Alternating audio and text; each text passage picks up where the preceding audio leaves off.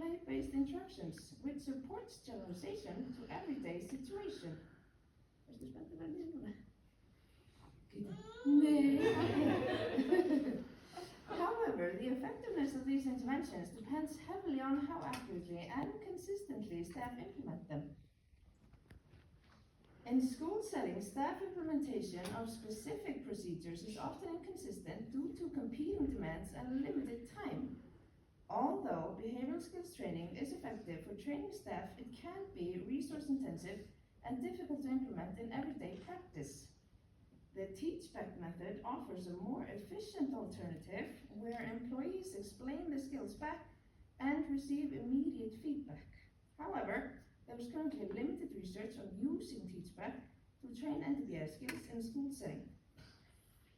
The purpose of the present study was to evaluate the effectiveness of the teach-back method for training school employees to implement NTBI during playtime. And now we're going to take a look at the method.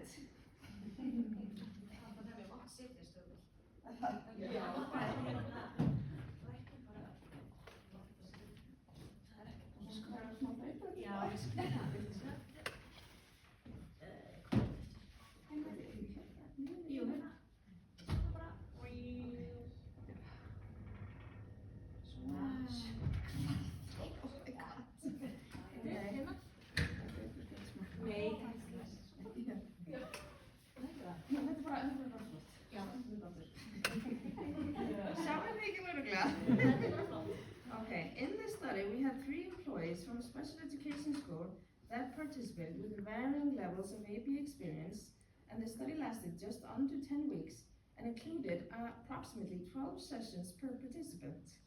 All data were anonymized and ethical approval and consent were obtained. We respected both assent and dissent by the children throughout the study. Assent refers to signs that the child wanted to participate, whereas dissent referred to signs that the child no longer wish to continue. Now, sessions took place in a natural play environment within the school, while the teach-back training occurred in a quiet room. A variety of play materials were available for the teacher and child to play with. We used a video camera to record all sessions for later scoring and reliability checks. All sessions were divided into 30-second intervals amounting to 20 intervals within a session. Now let's look at the dependent variables. The main dependent variable was the employee procedural integrity, defined as the percentage of correctly implemented IPROM skills per session. The behavior of the employee was scored as correct, incorrect, or not applicable. Now, what does IPROM stand for? We created the acronym IPROM for this study. I, interest, refers to a child's interest during the play session, so for example as reaching, grabbing, or looking. P for pause refers to a 3-second time delay where the employee, for example, withholds the toy the child was interested in. R refers to respond. This letter actually refers to that the employee should prompt the target word with the child that the child is expected to emit. O refers to that the employee should wait and observe the child's behavior for approximately 3 seconds, giving the child the chance to emit the behavior. M, manned, refers to the employee registering that the child has emitted the target response. If yes, reinforce immediately. If not, P, prompt again, model the words again. T for try again refers to repeating the trial with the same word or different words dependent on the child's interest. I want you to note one thing. Although I am presenting this in a linear manner, this is a dynamic process of interaction between the employee and the child. A multiple prompt design across participants was used. The study included baseline, teach-back, post-teach-back, generalization, and social validity questionnaire. Session only proceeded when both employee and child were present. In baseline, I observed the employees during natural play and no feedback was provided. During teachback, employees were taught the iPrompt skills and asked to explain the entire acronym back, including 3 components within each skill: the name or letter of the skill, the definition of the skill, an example of the skill. And with feedback provided on correct responses and incorrect responses or missing components. Post-intervention sessions returned to natural play with brief feedback provided when needed. To assist generalization, employees were paired with different students. This tested whether skills transferred beyond the original context, training context. Inter-observer agreement was calculated using interval by interval agreement across selected sessions. Treatment integrity of the teachback procedure was also assessed, scored 1 session out of 3. Inter-observer agreement was high across all sessions. A high agreement was observed in both baseline and post-teachback phases. The experimenter implemented teachback with approximately 88% integrity. These results support the reliability and consistency of the data collected. And now we take a look at the results.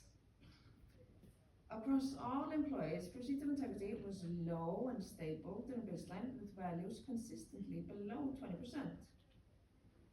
Following teachback, we can see changes in all participants' behavior as documented by the percentage of non-overlapping data points. But let's take a look at the details per participant. When looking at participant 1, we can see an immediate change in this participant's performance following the teachback intervention. Although we see some variability in the participant's behavior, there is a clear improvement following the intervention.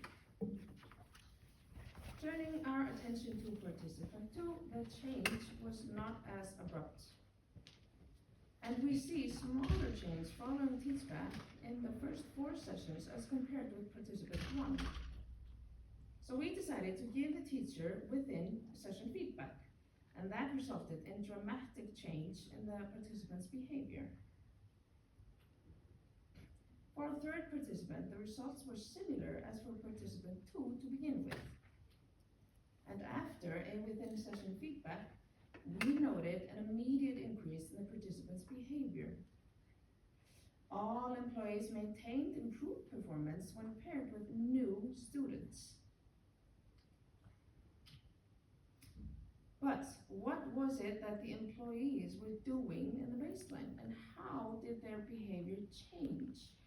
Let's look at the different NTDI skills we targeted. This slide shows which of the components of NTBI the teachers admitted before and after training. Bars represent the percentage percentage distribution of correctly implemented iPrompt skills. During baseline, correct responding was almost exclusively limited to the interest step, which is quite interesting. After teachback, correct responding was distributed across more iPrompt skills, somewhat evenly distributed across participants.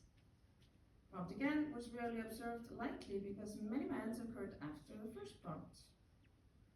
In this slide, you see the social validity questionnaire rated by the employees. Participants rated the training as highly acceptable and useful. They reported that the training was clear, relevant, and improved their skills. All employees indicated they would recommend teachback training, and participants reported low prior knowledge of NTBI before the study. Now let's take a look at the discussion. The results showed clear increases in procedural integrity following teachback training across all employees.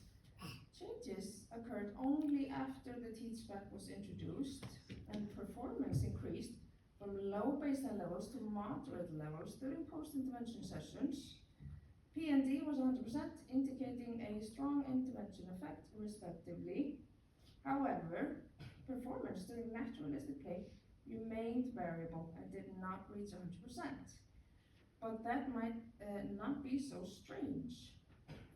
employees' behavior improved following teach-back training, but we need to acknowledge that they are working in a natural environment, so the improvements are meaningful for the natural environments.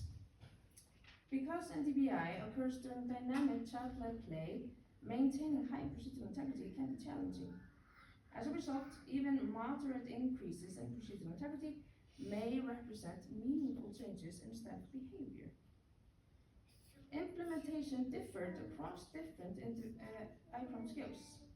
For example, prompt again was often not needed when the child responded after the first prompt. And what we observed during the baseline was that the teachers were very good at working based on the child's interest, but the other components of NTBI were not omitted. Following teach-back training, these skills were omitted to a much greater degree. Employees reached 100% accuracy during teach-back training, but performance was lower during play. As mentioned earlier, this highlights the difference between understanding a skill and applying it in real situations. And for some employees, brief within-session feedback led to additional improvements. These findings suggest teach-back may be effective as an initial training strategy. The findings are consistent with previous research showing improvements in procedural integrity following teach-back. This study extends those findings to natural school environments. The results support the importance of staff training and NTBI skills. One limitation was a relatively small amount of IOA data collected. Child communication outcomes were not directly measured.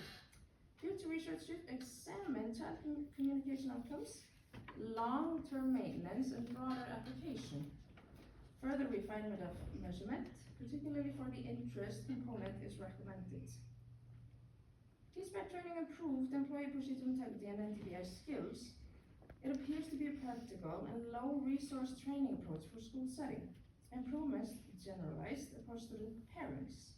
However, some employees may require additional support to reach higher fidelity levels.